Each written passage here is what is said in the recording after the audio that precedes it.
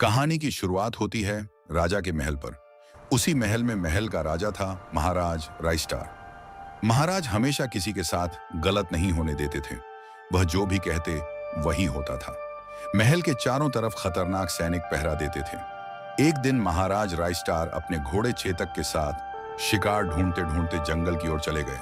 तभी उनको रास्ते में अज्जू भाई के सैनिकों ने रोक लिया। महाराज राइस्टार दहाड़ते हुए बोले, हट जाओ मेरे सामने से, वरना सब मारे जाओगे। तभी महाराज राइस्टार ने अपने घोड़े चेतक को तेजी से भगाया और महल में चले गए। महाराज राइस्टार घूमते घूमते अपने घोड़े चेतक के पास गए। तभी उन्होंने देखा कि चेतक के पैर के नीचे कुछ सुनहरा सा फंसा हुआ है। जब पास जाकर देखा तो वह सोने का सिक्का था। महाराज राइस्टार ने कहा, सोने का सिक्का यहाँ कहाँ से आया और यह चेतक के पैर में कैसे फंसा? तभी वह इसका पता लगाने के लिए घूमते ढूंढते एक ठिकाने पर चले गए। वहां पहुंचकर उन्होंने देखा कि सामने एक घर है। महाराज राइस्टार घर के पीछे जाकर देखने लगे। घर के पीछे समुद्र के किनारे बहुत सारे सोने के सिक्के और हीरे जवाहरात पड़े थे।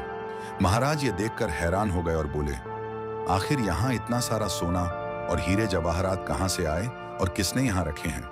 तभी समुद्र के पानी में एक अजीब सी परछाई दिखाई दी और बोली, आ जाओ, आ जाओ, सोने के सिक्के उठाओ। जैसे ही महाराज समुद्र के पानी के अंदर गए, तभी तेज रोशनी हुई और महाराज का शरीर गायब हो गया। उसी महल के पीछे एक छोटा सा गांव था, कालपुर। आधी रात को एक आदमी बाहर निकला।